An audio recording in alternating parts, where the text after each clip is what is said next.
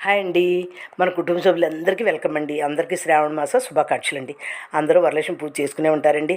అందరూ ఆయురారోగ్యాలతో ఐశ్వర్యంతో ఆనందంగా ఉండాలని కోరుకుంటున్నానండి. అయితే ఈ శ్రావణ మంగళవారంకి నోకు శనగలు ఇచ్చారండి. చాలా శనగలు ఉన్నాయి. వాటితోటి గారెల పులుసు తయారు చేసి మీ ముందు పెడుతున్నానండి. అందరికీ తెలిసే ఉంటుంది. నా స్టైల్లో నేను చూసి చూపిస్తున్నానండి. అయితే ఏంటంటే మిక్సీ జార్ తీసుకున్నామండి. శనగలు వేసుకున్నాము, పచ్చిమిర్చి వేసుకున్నాము, దానికి తగిన సాల్ట్ వేసాము, కొత్తిమీర వేసామండి, కొద్దిగా వాటర్ వేసి మిక్సీ పెట్టేసుకుంటామండి పేస్ట్ లాగా. కళాయి పెట్టాము, ఆయిల్ వేసాము, హీట్ ఎక్కిందండి.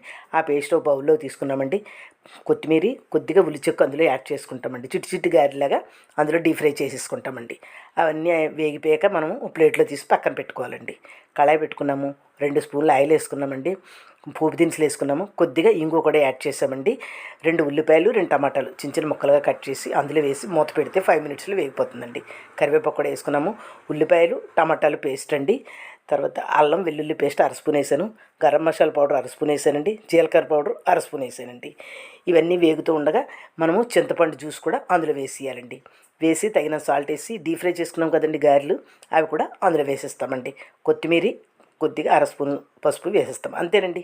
చూసారా, నచ్చిందా? ఇంకెందుకు ఆలస్యం, మీరు కూడా ట్రై చేయండి. టిఫిన్స్లోకి, రైస్లోకి, అన్నిట్లోకి చాలా బాగుంటుంది. సబ్స్క్రైబ్ చేయండి.